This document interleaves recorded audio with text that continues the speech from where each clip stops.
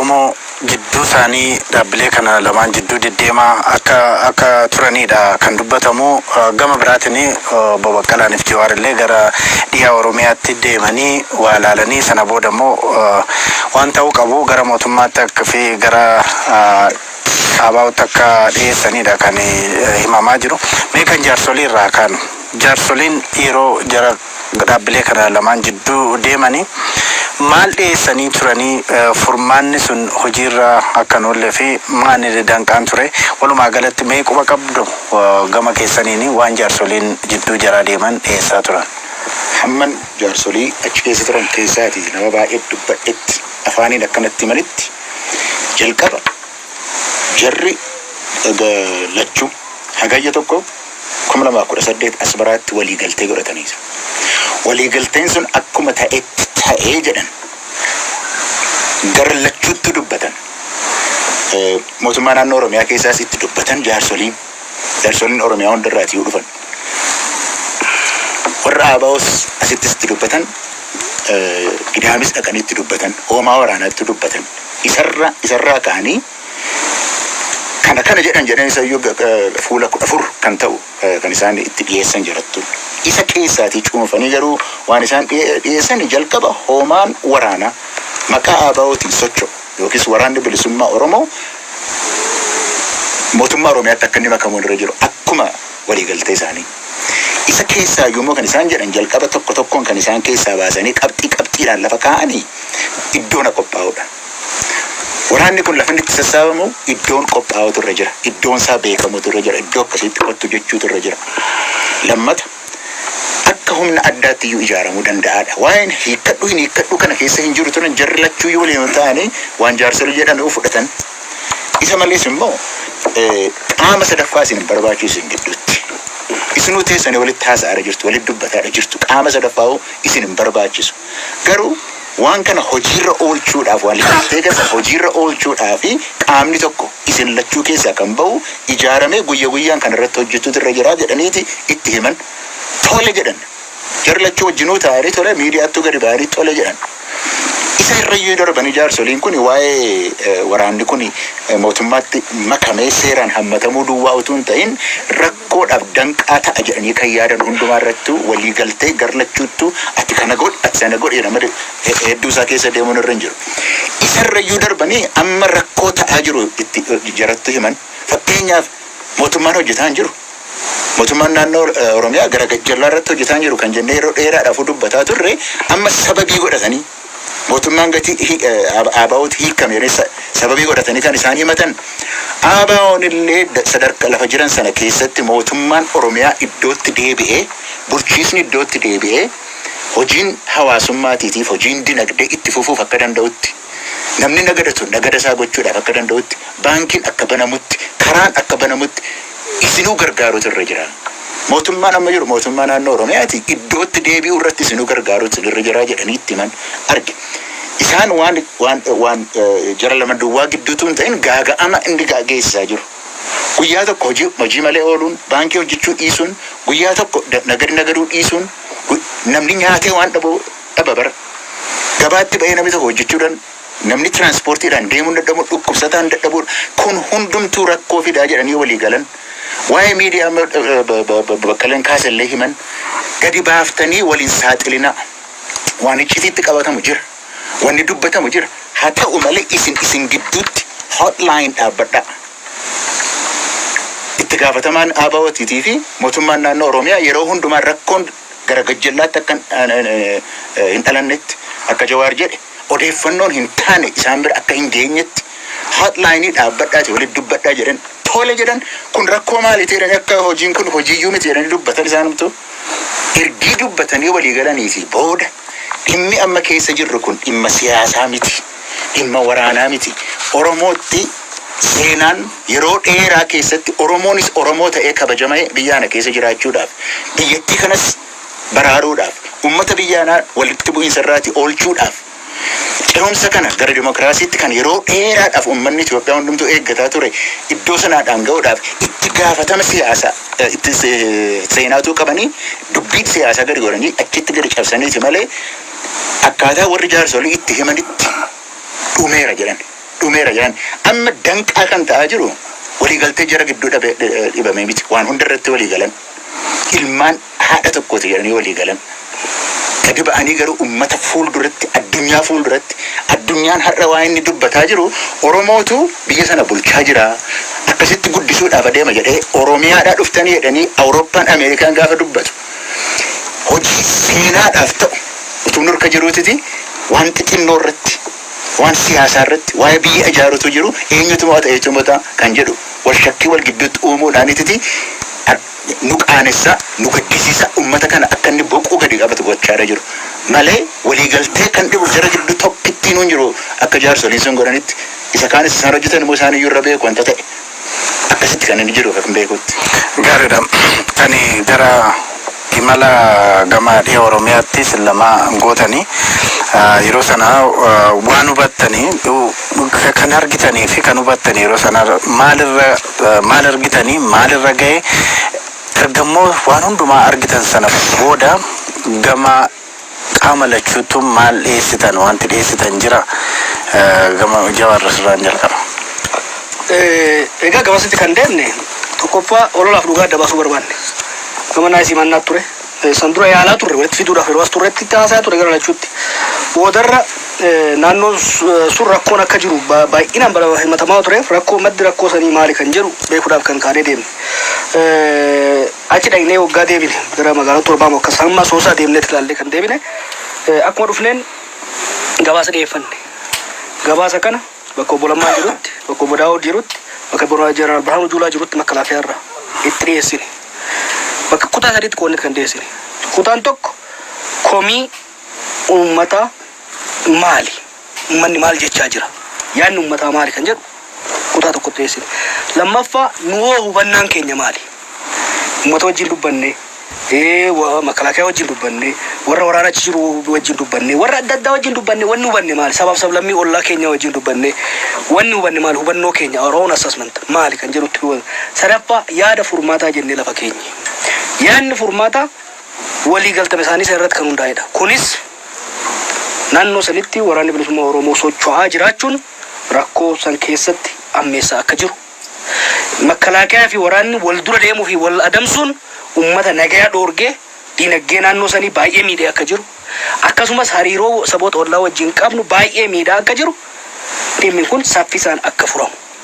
Waraanni bilisummaa Oromoo akka walii galteetiin bosona ba'ee mootummatti akka dabalamu yaada dhiyeessine. Kana gochuudhaaf immoo wal shakkiin uumamee waan jiruuf feeziidhaan akka godhamu naannoo tokkotti ba'anii sanbooda kaampitti galanii bifa adda addaatiin jennee diteelii goonee irratti haasofne. Sa'a sadii sa'a afur waan ta'u bal'inaan irratti mari'anne. Irratti mari'annee koreen dura jaarsonni dhaqanii waan turaniif koreen jaarsonni dhaaban sun haalli ittiin cimee saffisaan hojiitti hiikuu qabu irratti yaada dhiyeessine. Mana san keessatti wantoota xiqqoorratti wal sababuu yoo taate malee yaada furmaataan dhiyeessine kunnuuf hin ta'uu namni jedhe tokko hin jiru. Akkasumas bakka namnummaan qabxiin takkittiin nun ta'u jedheen jiru kan itti dabalame malee. Saffisaan in fact arjansiisa saffisaan furuurratti gama mootummaatiin maal godhamu akka qabu gama abaatiin maal godhamu akka qabu kan booda amma akka kontroversiitti ka'u uummatuma sanuu tasgabbeessuudhaaf abdii itti horuudhaaf hoggansi gama lamaanii nullee itti dabalamnee gara san deemnee uummata kana tasgabbeessuu akka qabnu kana hundarratti haasofne. San bira dabarree daldaltoonni naannoo sanii baay'ee miidhamaa waan jiraniif sababa kanaatiin liqaan baankii baay'ee irratti tuulamaa waan jiruuf baankota dubbifnee baankonni mootummaan dubbisee haalli itti gargaarsa argatan dhiiteerii kana hunda keessa seenne. Waliigalteedhaan harka wal qabannee nulleen waan dandeenyu hundaan isin gargaarra. Wanni kun immoo nan yaadadha. Time is of essence jennee irra deddeebine. Wanni kun saffisaan godhamuu baannaan rakkoo biraa dhala. Rakkoo kana furuu nu rakkisa jenne. Wantoonni jenne keessaa kan hojiitti hiikame jira galata namaa kennuun barbaachisaa waan ta'eef. Lixa irratti yeroo dha'inetti komiin hamaan ture tokko olola dabballoota mootummaatiin duratti godhamu nurraa dhaabatu jedhan dhaabsisee obbo Lammaan dhugaa yoo dubbanne. Amma haaraan las ba'an malee warri uummanni maqaa dha'u sun dhaabsisee bariiru. Haa taatu immoo garuu wanta qabatamaa keessatti waraana galchuu jedhu san irratti hangamma hojjechuun hafame inumaatu gama lachuu atiin oromoota jirru tarkaanfii walirratti fudhatamuun haala kana hammeessaa deemutu dhufe. An akka kiyyatti akkuma reefu jehutti waan irratti waliin galle tokko waan hin qabneef sababa tuulu wal shakku hojii walii hojiitti inni eegne jedhanii nuufis manguddoofis waadaa galansan hojiitti kumanna deemanii ololaafis militariinis wal barbaadutti deemanii araaramuu hin barbaanne malee dubbima kana fixuu hin barbaanne malee fixuu yoo barbaadan taate wanni adda adda isaan godhu tokko illee hin jiru nagareen. Bakka lamee kanarratti wanti dabaltanii jiraate egaa furmaata yeroo sana dhiyeessitan erga imala gamaa dhihaa jechuudha fi furmaanni dhiyeessitan suni maal ture akkuma amma Jawaar eenyu jedhe sana keessa maaltu hojiirra oolee akka hojiirra oolle immoo maali danqaan uumame sababni jettanii ilaaltan maali? Egaa imalli keenya waltajjii adda addaa irratti namoota haasofsiisuudha komee isaanii dhaga'uu ture. Gaaffii isaanii irraa fudhachuu ture yaaduma isaanii hirmaachuudhaaf ture waan baay'eetu ka'ee waltajjiiwwan adda addaa keessatti wantoota ka'an duwwaa miti waan baay'ee odeeffannoo karaa adda addaa argachuu yaalleerra abbootii amantii qofaatti haasofsiifneerra jaarsolii biyyaa qofaatti haasofsiifneerra beektota haasofsiifneerra qubattoota haasofsiifneerra informaalii ijoollee xixiqqoo bakkeedha arginullee bakka konkolaataa dhaabnee dirree irratti illee dhaabnee haasofsiisuudhaaf yaalii gooneerra odeessi nu argannu qabatamaa fi kan uummata kana calaqqisiisu akka inni ta'uuf yaalii gooneerra waan achirratti waltajjii irratti qofa dubbatamu qofa miti kan nuti dhufne kanaatiif waan argine keessaa wanti guddaani sodaa guddaan biyya sana keessa naannoo sana keessa naannoo nu hidhannee deebine sana keessa sodaa guddaan buufatee jira amma uummanni tokkoffaa walii isaa sodaata waliin hin dubbatu akka kaleessaa yaada waliin hiru ji'a afur shan dura namni akka garaa isaatti yaada walii hira ture har'a sun illee dadhabame waan nama gaddisiisu keessaati namni wal amanee waliin dubbatu lammaffaa qeerroon sodaata akka qeerroon waan qeerroon jedhe waan inni ajaje fudhachuurraan kan hafe lakkii kun sirriidha kun sirrii miti jechuu hin danda'u sodaa amma kanaa keessa galee jira uummanni warri nuyi haasofsiifne uummanni idileen nuti haasofsiifne uummanni naannoo sanii jechuudha adda waraana bilisummaa oromoon sodaata qeerroon sodaata waliisaan sodaata waraana bilisummaa oromoon sodaata raayyaa ittisa biyyaan sodaata mootummaan sodaata gar tokkooti wanti uummata kana irratti kufee jiru har'a baay'ee nama gaddisiisa sirna kamiyyuu keessatti uummanni akka kana ta'e hin beeku sodaa akka kanaa keessa jiraate hin beeku yoo mootummaa sodaate waliisaan sodaatu yoo isa tokko sodaate isa biraan immoo hin sodaatu iddoo tokkotti immoo boqota lafatti yaada isaa ibsatu immoo qaba har'a lafatti yaada isaa ibsatu illee dhabeera uummati kun kanarratti hojiin hundumtuu dhaabbatee jira daldalli hin jiru warra gibira kaffaluuf jiru maatii isaanii bulfachuu qabu hojii biraa hin qaban daldaltoonni baankii irraa maallaqa fudhataniiru yeroon hojii yeroo ammaati garuu hojiin hojjetamaa hin jiru irratti dhalaa jira kanaatiif ka dur qaban iyyuu dhabanii hiyyummaa keessa seenaa jiru silaati jijjiirama kana namni fooyya'uu qabu ture namni duroomuu qabu ture namni bultoo isaa jajjabeeffachuun irra ture sababii kanaatiin har'a hiyyuma keessatti gadi bu'ee jira kun baay'ee nama gaddisiisa hojii dhablummaan akka malee dagaagee jira hojii dhablummaa qofa miti hojii jibbummaan illee hojii jibbuu jalqabe namni fakkeenyaatiif naannoo Wallaggaa yoo deemne har'a buna namni buna funaanu hin jiru duri iddoo bakka biraatti dhufeetti namni buna funaana ture ijoolleen keenya garuu ijoolleen achitti dhalatan dargaggoonni achitti dhalatan baay'een isaanii buna funaanuu hin barbaadan buna namni achirraatti ciru hin jiru achitti bosona keessatti hafee jira tokkoffaan insecurity jira sodaatu jira lammaffaa immoo namni hojjetu iyyuu jira kanaatiif dinagdeen keenya guyyaadha gara guyyaatti iyyumni keenya nutti cimaa deemee jira jechuudha bu'uuraaleen misoomaa akka jiranitti barbadaa'aa jiru kan kaleessa maallaqa isaaniitiin gibira isaan kaffalaniin wanti ijaaraman hundumtuu badaa jiru warra barnooti baratamaa hin jiru bor uummata akkamii keessa jiraachuudhaaf deemu bor maal gochuudhaaf deemu bor saba biraa harka saba biraa laaluudhaaf deemna jechuudha kana qofa iyyuu immoo miti hariiroon sabaaf sablammii biroo wajjin hin jiru maal fakkaata guuzii wajjin hin jiraachuun hin danda'amu kana booda Benishaangulin konkolaataa tokkichi Benishaangul irraa ka'ee gara Oromiyaa dhaabbasichee hin galu fakkeenyaati kan Oromiyaa garuu haga tokko asii bahee gara Benishaangul hin seena kanaatiif nu duwwaas miti kan miidhame uummata biroon illee